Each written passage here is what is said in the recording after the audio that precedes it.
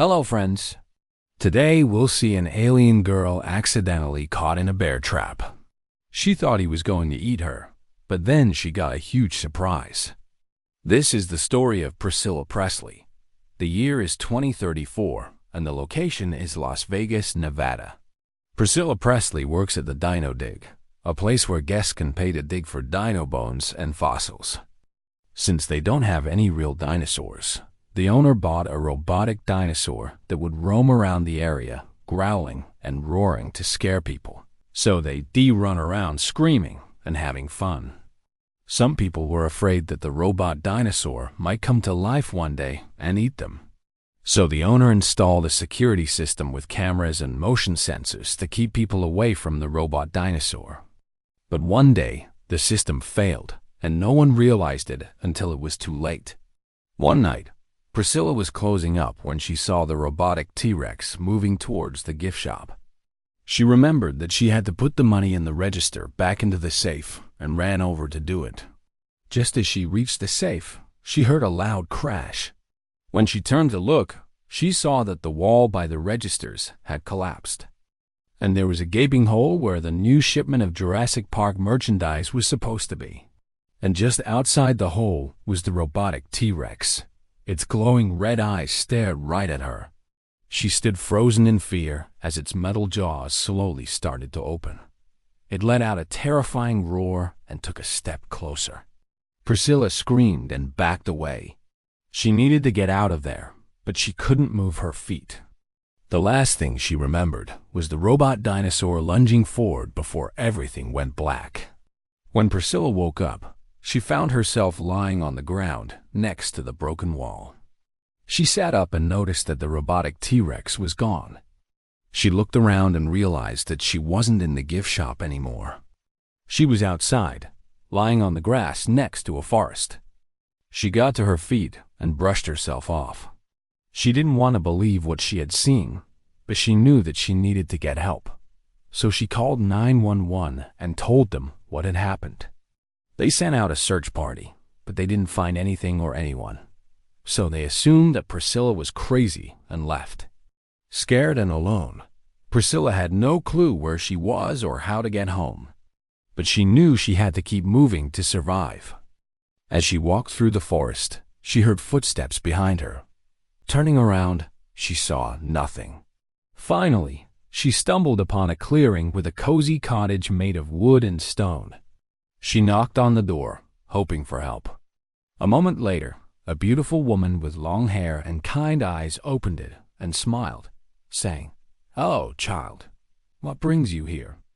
I need help," stammered Priscilla. "I was attacked by a robot dinosaur, and I think I'm lost." The woman's eyes widened in surprise. "A robot dinosaur? I haven't heard of such a thing." "It's true," said Priscilla. "It happened right after I called 911. They sent someone to look for me, but they couldn't find me. I think they thought I was crazy." The woman nodded understandingly. "Sometimes people don't believe what they can't see." She stepped aside and said, "Come in, child. You can stay here as long as you need." Priscilla stepped into the cottage, eyes wide at all the quirky gadgets, computers with odd symbols, boxes of wires, and even some weapons. The woman smiled. "Sorry for the mess." "I'm a tinkerer," Priscilla grinned. "This is amazing." After a tasty meal, she shared her crazy Dino Dig story. The woman gasped. "A robot dinosaur attack? No way," Priscilla replied. "It was terrifying. I thought I was done for." The woman assured her, "You're safe now, and that's what counts." The lights flickered and went out, plunging the cottage into darkness. Priscilla gasped, hiding behind the woman. "No worries, just a power outage," she said, lighting some candles. "Let's play a game. Hide and seek with the robot dinosaur." She counted to 10. "Ready or not, here I come." But Priscilla was nowhere to be found. Then she heard a noise in the corner of the room. She moved the box and found Priscilla hiding inside. "Gotcha," she said with a smile. "You're not very good at this game, are you?" said Priscilla. "I'm trying," said the woman. but I can't find you anywhere. You're too good at hiding." They spent the night playing hide and seek, and Priscilla felt more at ease with the mysterious woman.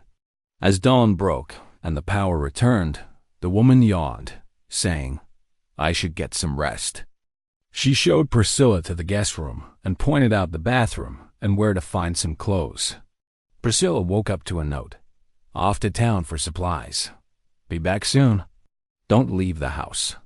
Curious, she checked out the cottage and found a strange TV with no channels. Then she saw a box with a button.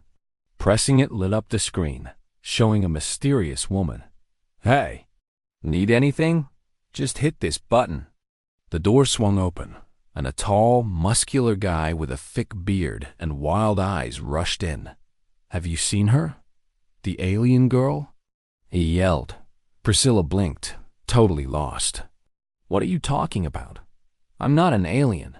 Panic flashed in his eyes. "Oh no, they'll kill me if they find out I failed."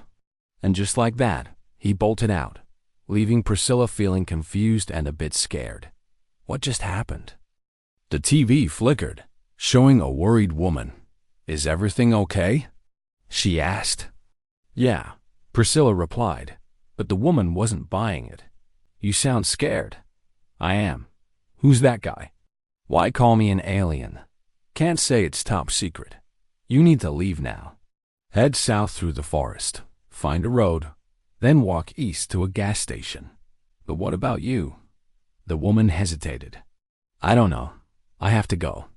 The screen went blank, leaving Priscilla alone.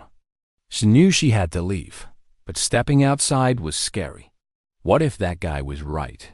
What if she really was an alien?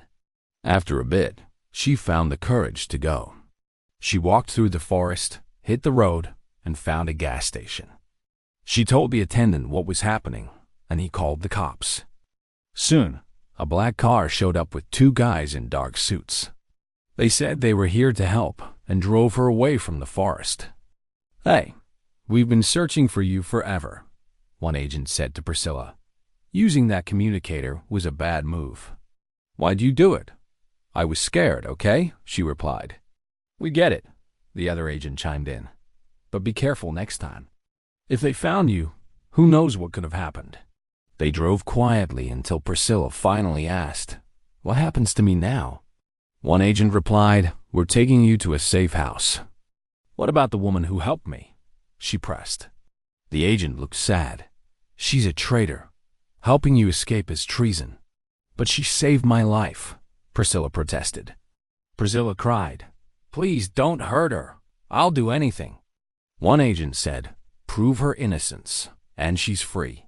The other sneered, "Too late. You both go down." And with that, they sped up their car and drove straight into the sunset. The end.